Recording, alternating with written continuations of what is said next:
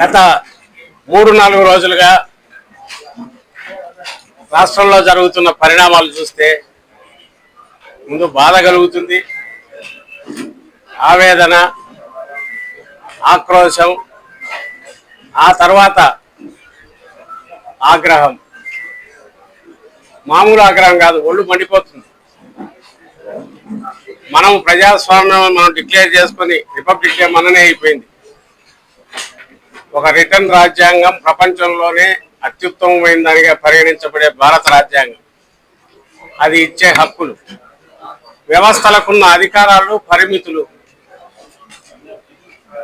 ఈ రాజకీయ పార్టీలకు అతీతంగా ఆ వ్యవస్థలు సరిగా ఉంటేనే ప్రజాస్వామ్యం నిలబడుతుంది. అవి సరిగా ఉన్నాయనే విశ్వాసమే సామాన్య ప్రజలను ఎలాంటి భయము లేకుండా నిశ్చింతగా ఉండడానికి దోహదపడుతుంది, ఉపయోగపడుతుంది. అది ఒక్కసారిగా ఇట్లా తీసేసినట్టు అయింది. ఎందుకు చెప్తున్నామంటే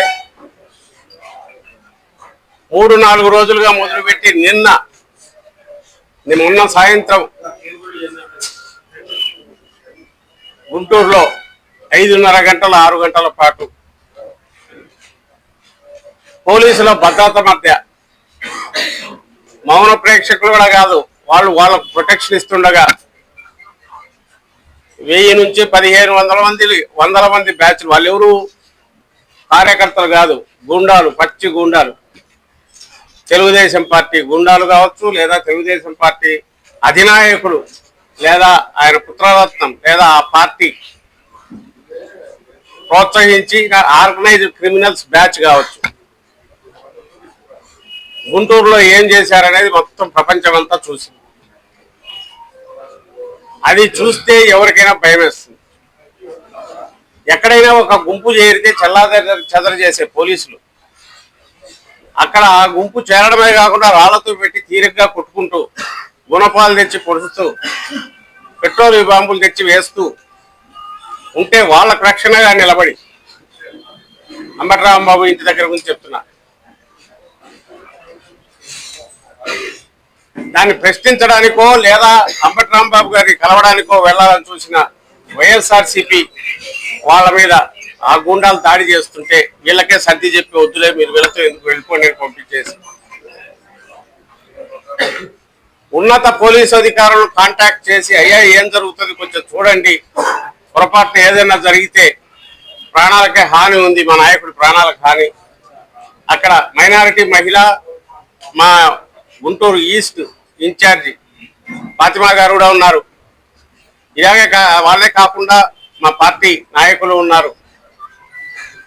వీళ్ళందరినీ జాగ్రత్తగా చూసుకోవాల్సిన ఇది ఉంది. కాబట్టి మీరు కొంచెం చొరవ తీసుకొని నేను చెప్తామని మా నాయకులు ప్రయత్నం చేస్తే ఉన్నతాధికారులు ఒక్కరు దొరకకుండా ఫోన్ కాంటాక్ట్లో కూడా వ్యక్తిగతంగా కలుద్దామని పోతే ఎస్పీ వెళ్ళిన వాళ్ళలో మాజీ హోంమంత్రి, మహిళా నాయకురాలు సుచరిత గారు కూడా ఉన్నారు. మా ప్రభుత్వ హయాంలో హోంమంత్రిగా పనిచేసిన సుచరిత గారు కూడా ఉన్నారు. 40 నిమిషాల పాటు దర్శనం ఇవ్వకపోగా ఆఖరణ పోయి అడిషనల్ ఎస్పీని కలవమని వాళ్ళు చెప్పి రోడ్డు మీద నిలబెట్టి, లోపలికి ఏదో వచ్చి వెయిటింగ్ ఇది కూడా కాదు, గేట్ లోపలికి రానికుండా నిలబెట్టి 40 నిమిషాల తర్వాత అడిషనల్ ఎస్పీకి 10:30కు అంబటరాంబాబు అక్కడికి వాళ్ళకే ఓపిక నశించింది. ఎంతసేపు మనం భజన చేస్తా, ఈ రాళ్లతో కొడతా కూర్చుంటాము, లేకుంటే వీళ్ళను ఇదిగిస్తా కూర్చుంటాము అనుకున్నారు. ఎందుకో తెలియదు కానీ ఇంకా చాలా అనుకున్నట్టున్నారు. అప్పుడు వాళ్ళు వెళ్ళిపోయాక అప్పుడు పోలీస్ అధికారులకు మళ్ళీ వాళ్ళ ఫోన్లకు ప్రాణం వస్తుంది, వాళ్ళు రెస్పాండ్ అవుతారు. రాంబాబును ఎవరైతే విక్టిమో ఆయన అరెస్ట్ చేసి తీసుకెళ్తారు. సరే, ఆయనకు రిమాండ్ కూడా వేసేశారు. అది జరిగి నిన్న మేమందరం అక్కడికి వెళ్ళి మధ్యాహ్నం వెళ్ళి ఏం జరిగింది అని చూసి, ఏమి ఇంత ఘోరం జరిగింది, అందరూ రెసిడెన్షియల్, అది ఎవరికైనా జరగచ్చు రేపు. బహుశా వీధి అంతా అందులో టీడీపీ వాళ్ళు కూడా ఉండొచ్చు, ఆ ఇళ్ల పక్కన వాళ్ళు, ఇంకొకరు వైఎస్ఆర్సీపీ వాళ్ళు ఉండొచ్చు, టీడీపీ వాళ్ళు ఉండొచ్చు, లేదా ఏమి రాజకీయాలకు సంబంధం లేని వాళ్ళు ఉండొచ్చు, ఎవరు అభిమానులు కాని వాళ్ళు. అక్కడే ఒక ఎమ్మెల్యే, టీడీపీ ఎమ్మెల్యే ఆఫీసు,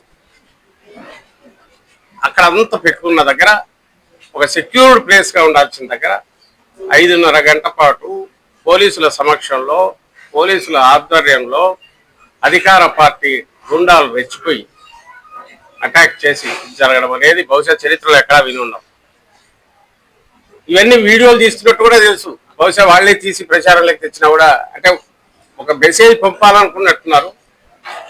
మేము అనుకుంటే ఏదైనా చేయగలమని దానికి తగినట్టు బిహేవ్ చేసినట్టున్నారు. అది జరిగింది. నిన్న మేము మధ్యాహ్నం వెళ్ళి వచ్చేసరికి సాయంత్రం ఇక్కడ మనం ఇక్కడ కూర్చున్న దగ్గర 5:30 ప్రాంతంలో మేము వచ్చి ఎట్లా దీన్ని లీగల్గా ఇచ్చేయాలి, వీళ్ళ దీన్ని పోలీసులు అడిగితే కేసు బుక్ చేయట్లే, ఉల్టా మన మీదే కేసులు పెడుతున్నారు. పైగా మేము పరామర్శించడానికైతే మాకు ఆటంకాలు పెట్టారు. ఎవరి మా నాయకుడి ఇంటికి మేము వెళ్తుంటే దానికి అడ్డంకులు క్రియేట్ చేశారు. లోపలికి వెళ్ళడానికి వాళ్ళని రిక్వెస్ట్ చేసుకొని వెళ్ళాలి. నుంచి అటాక్ చేసినప్పుడు ప్రొటెక్ట్ చేయాల్సి ఉంది. ఆ రోజు వాళ్ళకి ప్రొటెక్షన్ ఇస్తారు. మా నాయకుడి ఇంటికి పరామర్శిద్దామని మేము వెళ్దామంటే మాకేమో అడ్డంకులు క్రియేట్ చేస్తారు. ఇది మర్చిపోకముందే నిన్న సాయంత్రం జోగి రమేష్ గారి వీళ్ళు ఇక్కడ, ఇది కూడా మీ అందరికీ తెలుసు. ఇంట్లో అందరూ ఉన్నారు, మహిళలు ఉన్నారు. ఆయన కోర్టు పని మీద వెళ్ళారు, మిగిలిన వాళ్ళందరూ ఉన్నారు. వచ్చింది ఒక పథకం ప్రకారము ప్లాన్డ్ గా జరిగింది అనడానికి కావాల్సిన వీడియో సాక్ష్యాలు ఉన్నాయి. మనుషులు కూడా గుర్తుపట్టచ్చు. కొంతమందిని ఇక్కడికి వచ్చిన మన నాయకులు చాలా మంది వీళ్ళు గుర్తుపడతారు. అందులో 2 రకాల వాళ్ళు కనపడుతున్నారు. ఒకరు టీడీపీ దీని వైపు కార్యకర్తల పేరుతో కొంతమంది, తర్వాత రౌడీ షీటర్లో రకరకాల యాంటీ సోషల్ ఎలిమెంట్స్ వాళ్ళు ఉన్నట్టు తెలుస్తుంది. వాళ్ళెవరనేది కూడా మెల్లగా బయటకు వస్తుంది, తీస్తాం పార్టీ కూడా. వీళ్ళందరూ వచ్చి ఇక్కడికి వచ్చి నేను చేసింది ఏంటంటే పోలీసుల ఆధ్వర్యంలో పోలీసులు చూస్తున్నారు. పోలీసులు కింద పడినట్టున్నాడు వాళ్ళు చూస్తే. కింది నుంచి పెట్రోల్ బాంబులు మొన్న అక్కడ కనిపించాయి 1-2, ఇక్కడ నిన్న అవే వేశారు. ఈ పెట్రోల్ బాంబులు ఎట్లా వస్తాయండి? వీడియోలో చూస్తే ఆ పార్టీ నాయకుడే పట్టుకొని దాన్ని వస్తున్నాడు. ఆ పార్టీ నాయకుడే పెట్రోల్ బాంబు పట్టుకొని ఊరేగింపులో నడుచుకుంటూ వస్తున్నారు. వాళ్ళు ముందు ఇచ్చిన మెసేజ్లు ప్రదర్శనలు ఏదో చేద్దామని చెప్పి వచ్చి అక్కడి నుంచి ఇక్కడికి వచ్చినట్టు ఏదో అక్కడికక్కడ కోపం వచ్చి ఆగ్రహంతో వచ్చినట్టు చూపాలని ప్రయత్నం చేసినప్పటికీ వెనకంబడి ఏదో అంబులెన్స్ లాంటి ఒక వెహికల్ తీసుకురావడం, దాంట్లో రాళ్లు తీసుకురావడం, పెట్రోల్ బాంబులు పట్టుకొని రావడం. అండ్ ఐ థింక్ దీంట్లో చూస్తే కర్రలు ఇవన్నీ సర్వే బాధలు ఇవి పెట్టుకున్నారు. ఇవన్నీ పట్టుకొని ఇవన్నీ ఎందుకు వస్తారని ప్రొటెస్ట్ చేయడానికి వస్తే వచ్చిన వాళ్ళల్లో టీడీపీ మీరందరూ గుర్తుపట్టే నాయకులు ఉన్నారు, పోలీసులు ఈ పక్కనే ఉన్నారు. ఏదో వాళ్ళు వారిస్తున్నట్టు వీళ్ళేదో చేస్తున్నట్టు వాళ్ళు బుజ్జగింపుగా చెప్తున్నట్టు కనపడి వీళ్ళు చేయాల్సిన పని వీళ్ళు చేశారు.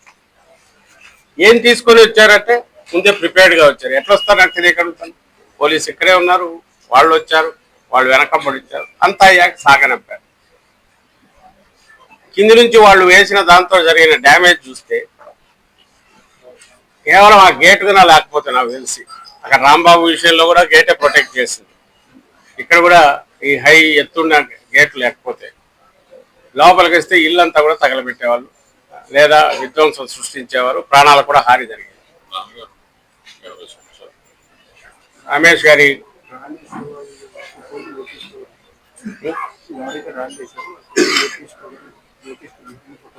ఉన్నాయి మీరు ఇప్పుడు వీడియోలో చూసి. జోగి రమేష్ గారి ఫాదరు ఆయన ఉన్నారు, 80 ఏళ్ళ వృద్ధులు. ఈ సమయంలో వాళ్ళు వచ్చేసి ఎవరికైనా ప్రాణహాని జరిగితే ఎవరు బాధ్యత? ప్రాణహాని కలిగించాలనే వచ్చినట్టు వాళ్ళ అటాక్స్ చూస్తే కనపడుతుంది. ఈ రకమైన మెసేజ్ ఇందులో 2.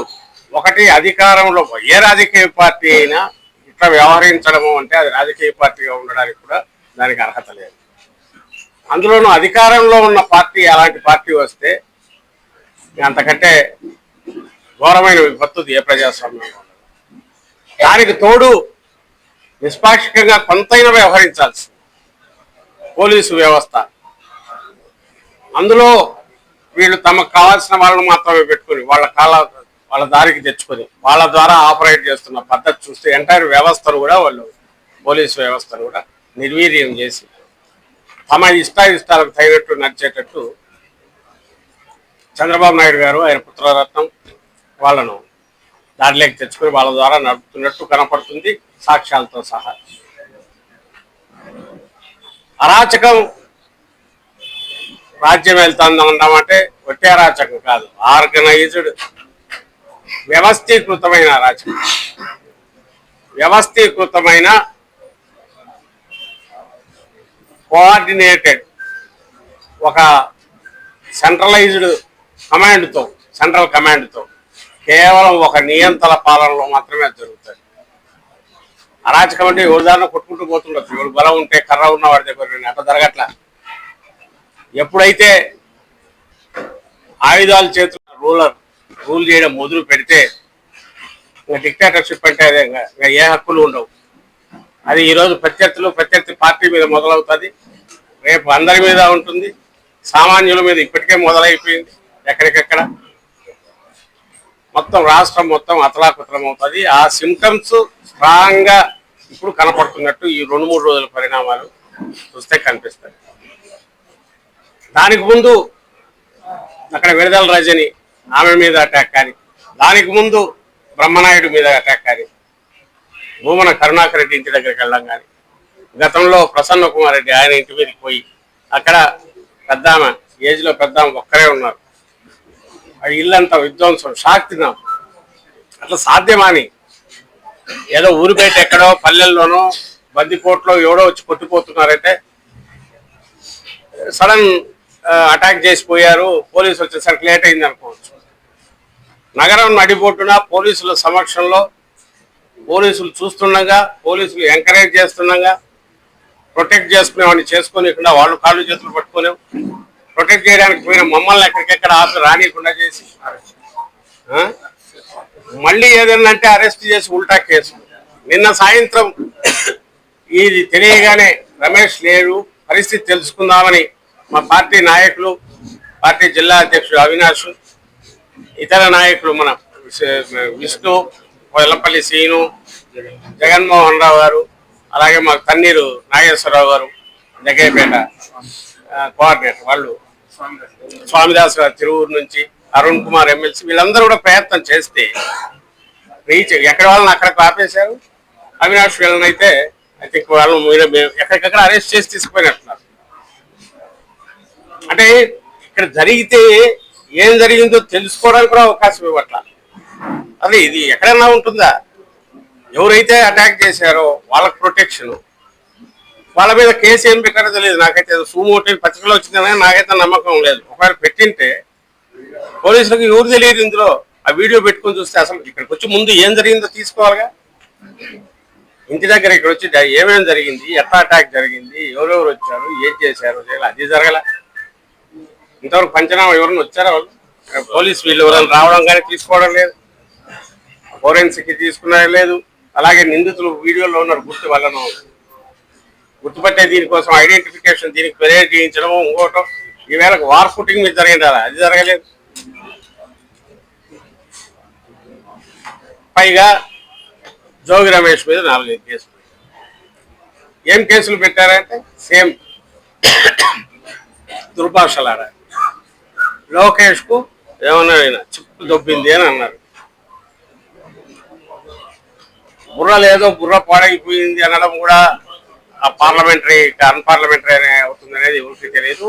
అంత అసహనానికి రీచ్ అయిన స్టేజ్ లో వాళ్ళు ఉన్నారంటే ఇంకా వాళ్ళు మాట్లాడిన మాటలకు బూతులకు వాళ్ళని ఏం చేయాలనో మరి నడి రోడ్లో ఎవరికి వాళ్ళు ఇమాజిన్ చేసుకోవచ్చు. ఆ అసహనం పెరగడమే కాదు, అది అనే కాదు, మర్యాదగా ఒక చంద్రబాబు నాయుడు గారు అన్నా కూడా బూత్లాగే అన్నా కూడా వాళ్ళు కన్సిడర్ చేయాలంటే చేస్తారనేది ప్రూవ్ చేస్తారు. కేసు పెట్టడానికి ఏముంది, సెక్షన్ పెడతారు, దాంట్లో నాన్ బెయిలబుల్ అట. నాన్ బెయిలబుల్ ఎట్లా పెట్టారు నాకు అర్థం కాదు. నాన్ బెయిలబుల్ కూడా పెట్టారు 4 కేసులు. అందరినీ అడుగుతున్నాం, ఈవెన్ మీడియాను రిక్వెస్ట్ చేస్తున్నాం, మీరు సొంతంగా స్టడీ చేయండి. ఇక్కడ విక్టిమ్ ఎవరు, అక్కడ విక్టిమ్ ఎవరు, ఇక్కడ విక్టిమ్ ఎవరు, ఇక్కడ అంబటి రాంబాబు ఆయనకు సంబంధించి ఆయన ఇంటి మీద అటాక్, బందిపోటు దొంగలు అటాక్ చేయడానికి, బందిపోటు అటాక్ చేయడానికి, రౌడీలు అటాక్ చేసి కొట్టడానికి పూర్వకాలంలో మనం చూస్తున్నట్టు అరాచక ముఠాలు గన మీదికి వచ్చి పడేసి ఇళ్ల మీద పడి నేలమట్టం చేసిన దానికి దీనికి తేడా ఏముందో నాకు అర్థం కావట్లా. కేవలం చట్టం మా చేతిలో ఉంది, పోలీసులు మా చేతిలో ఉన్నారని ఇట్లా చేయడం అని అంటే తమ రాజకీయ సమాధికి వాళ్ళు నిర్ణయించుకున్నారు, వాళ్ళ కర్మ. బట్ దీన్ని సహిస్తూ అయితే ఊరుకోలేము. దీన్ని ఏ రకంగా ప్రజాస్వామ్యబద్ధంగా ఎదుర్కోవాలో అది ఎదుర్కొంటాం. జాతీయ స్థాయిలో గొంతు వినిపించే ప్రయత్నం చేస్తాం, అందరి దృష్టికి తీసుకెళ్ళాలి, ప్రజల్లోకి తీసుకెళ్లే ప్రయత్నం చేస్తామని చెప్తూ ఇందులో ఉన్న వాస్తవాలన్నిటి జరిగింది ఏంటి, ఎవరి తప్పు ఉంది, ఇప్పుడు ఇక్కడ మాట్లాడాల్సి తీసుకుంటే దానికి నిజంగా గానే నువ్వు అఫెండ్ అయితే కంప్లైంట్ ఇచ్చుకోవడానికి స్కోప్ ఉంది, నిజంగా గానే అందులో శిక్షించడానికి దాని ఏమంటారు కేసు పెట్టడానికి అవకాశం ఉంటే కేసు పెట్టడానికి సెక్షన్స్ ఉన్నాయి. అవేవి కాదని నేరుగా అటాక్ చేసేయడం అనేది, అటాక్ చేసి ఉల్టా మా మీదే కేసులు పెట్టడం అనేది, పరామర్శించడానికి పోయిన వాళ్ళు అరెస్ట్ చేయడం అనేది, ఇది మేము ఒకరమే ప్రశ్నిస్తే సరిపోదు, అందరూ ప్రశ్నించాలని కోరుతున్నాం. వీటన్నిటికీ మూల కారణమైన ఏదైతే అసలు రీజన్ ఉందో, దీనన్నిటికీ ఏది రీజను, నిన్న రాంబాబు మాట్లాడినా లేక ఈయన మాట్లాడినా లేదా అంతకుముందు బ్రహ్మనాయుడు వాళ్ళు చేసిన ప్రయత్నమైనా ఏంటి రీజన్? తిరుపతి పవిత్ర ప్రసాదం, తిరుమల వెంకటేశ్వర స్వామి పవిత్ర ప్రసాదం, లడ్డూ ప్రసాదం మీద చంద్రబాబు నాయుడు గారు చేసిన చండాలమైన కామెంట్, జంతువులకు కల్తీ అయింది ఆయన చెప్పిన ఇచ్చిన అబద్ధపు స్టేట్మెంట్ ఏది ఉందో అది అబద్ధం అనే విషయం సుప్రీంకోర్టు ఆదేశాల మేరకు సిబిఐ సిట్లో వాళ్ళ ఎంక్వైరీలో జాతీయ ల్యాబొరేటరీలు ఇచ్చిన రిపోర్ట్. అది ఎవరు మ్యానిపులేట్ చేసేది ఇంకోటి కాదు, లేకపోతే మార్చగలిగింది కాదు. సహజంగానే ఆ వాస్తవం ఇది వచ్చినప్పుడు అయ్యా ఇది వాస్తవం అని చెప్పే ప్రయత్నం అందరం చేసాం. మేమే కాదు బయటి మేధావులు కూడా ఎందుకు ఇట్లాంటి అబద్ధం ఆడారు చంద్రబాబు నాయుడు గారిని వాళ్ళు ప్రశ్నించారు న్యూట్రల్ మేధావులు. అది భరించలేక అదే మాటను మళ్ళీ రిపీట్ చేస్తూ కల్తీ ఉందని చెప్పి వేసిన ఫ్లెక్సీలు, ఊరు పేరు లేని ఫ్లెక్సీలు అవి చట్టవిరుద్ధమే. అసలు వాటిని ఎట్లా అలౌ చేశారో అర్థం కావట్లా. బ్యానర్లు కట్టారు, అవి తీయడానికి పోతే దానికి పోలీసులు అడ్డం వస్తున్నారు. దాంట్లో జగన్మోహన్ రెడ్డి గారి ఫోటో పెడతారు. జగన్మోహన్ రెడ్డి గారి ఫోటో, మాజీ చైర్మన్లు ఇద్దరు సుబ్బారెడ్డి కరుణాకర్ రెడ్డి వాళ్ళ ఫోటోలు ఇవి పెట్టి తెలుగుదేశం పార్టీ వేసిన పేరు వేసుకోవడానికి కూడా ఇది లేకుండా పేరు లేని బ్యానర్లు వేస్తే ఈ ఫ్లెక్సీలు పెడితే వాటిని ప్రశ్నించడానికి వెళ్తే అవి తీసేయాలని డిమాండ్ చేస్తే దాని మీద కర్రలు రాళ్ళు తీసుకుని వచ్చి మీదికి వచ్చేసేయడము, లేదంటే వీళ్ళతో చేయడము, దౌర్జన్యం చేయడము, ఇవన్నీ చేసి నుంచి వచ్చిన సంఘటనల నుంచి వచ్చినవి ఈ పరిణామం. అసలు దాన్ని నువ్వు తప్పు చేసావు, దాన్ని కవర్ చేసుకోవాలనుకుంటున్నావు, దీన్ని క్వశ్చన్ చేయాలని సహించలేకున్నావు, ఇష్యూస్ మీద ప్రశ్నించడానికి సహించలేకున్నావు. దానికోసం కొత్త ఇది క్రియేట్ చేసేసి టెర్రరైజ్ చేసి ఎక్కడ వాయిస్ వేయకూడదని ప్రయత్నం చేస్తాం. ఇది నిలబడదు, ఇది ఖచ్చితంగా ఎదుర్కొంటాం. అన్ని పద్ధతుల్లో న్యాయస్థానాల్లో అప్రోచ్ అవుతాము, మీడియా మీ ద్వారా జనం దృష్టికి తీసుకెళ్తాము, జాతీయ స్థాయిలో కూడా దీన్ని తీసుకెళ్లే ప్రయత్నం చేస్తాం. అలాగే సెంట్రల్ హోమ్ మినిస్టర్ను వాళ్ళను కలిసి హోమ్ సెక్రటరీ కూడా మా పార్లమెంట్ సభ్యులు లెటర్స్ పెట్టారు, అక్కడ కలుస్తారు, ఎన్హెచ్ఆర్సీని అప్రోచ్ అయ్యారు. అండ్ దీని ద్వారా వైఎస్ఆర్సీపీని కేడర్ని ఏదో భయపెట్టాలని చూస్తేనో, వైఎస్ఆర్సీపీ నాయకులు భయపెట్టాలని చూస్తే చంద్రబాబు నాయుడు భ్రమ అనేది కూడా ఈ మధ్య నిన్నామన్నా జరిగిన వాటిని బట్టి కూడా తెలుసు. ఎక్కడ ఎవరు చెక్కు చెదరట్లేదు. ఇంకా మా రిజాల్వ్ ఇంకా గట్టిపడింది. ఇంతకంటే నువ్వు చేయగలిగింది ఏముంది, ఇంకా ఏం చేస్తావో చెయ్యి, మేమైతే రెడీగా ఉన్నాం. ప్రజల పక్షాన్ని నిలబడడానికి, నిన్ను ప్రశ్నించడానికి, ప్రశ్నిస్తూనే ఉంటాం అనే కృత నిశ్చయంతోనే మా పార్టీ కార్యకర్తలు, నాయకులు ఉన్నారు. దానికి గట్టిగా పూర్తిగా అంతటి మనోధైర్యం ఇవ్వగలిగిన జగన్మోహన్ రెడ్డి గారి నాయకత్వం ఉంది. ఆయనే ముందుండి కూడా దీనిలో నడుపుతారు. కాబట్టి అట్లా అనుకుంటే అది కూడా చంద్రబాబు నాయుడు గారి భ్రమే అని చెప్తూ హితం అయితే చెప్పదలుచుకున్నాం. మీ గొయ్యి మీరు తవ్వుకోండి, మాకు అభ్యంతరం లేదు. మీ గొయ్యి మీరు తవ్వుకోవడంలో భాగంగా మా మీద జరిగే వాటికి ప్రతి దానికి అయితే రికార్డు ఉంటుంది. మేము వచ్చిన తర్వాత మళ్ళీ అధికారంలోకి వచ్చినాక ఆ రికార్డుకు తగిన సెటిల్మెంట్ కూడా ఉంటుంది, వడ్డీతో సహా అనే విషయం అయితే ఆయనకు మళ్ళీ చెప్పదలుచుకున్నాం. అవన్నీ చట్టబద్ధంగానే చేస్తాం. ఎక్కడ చట్టాన్ని ఉల్లంఘించి విధాలుగా ఊర్లో రౌడీలను గంజాయి బ్యాచ్లను తెచ్చేసో లేదా బ్లేడ్ బ్యాచ్లను తెచ్చేసో టెర్రరైజ్ చేసి అటాక్ చేసి టెర్రరైజ్ చేయాలనుకునే దాన్ని ఇది చేయము. చట్టబద్ధంగానే అన్నీ జరుగుతాయి. మీ మీద అన్ని రకాల కేసులు పెట్టి ఏ రకంగా చేయాలి మాకు తెలుసు.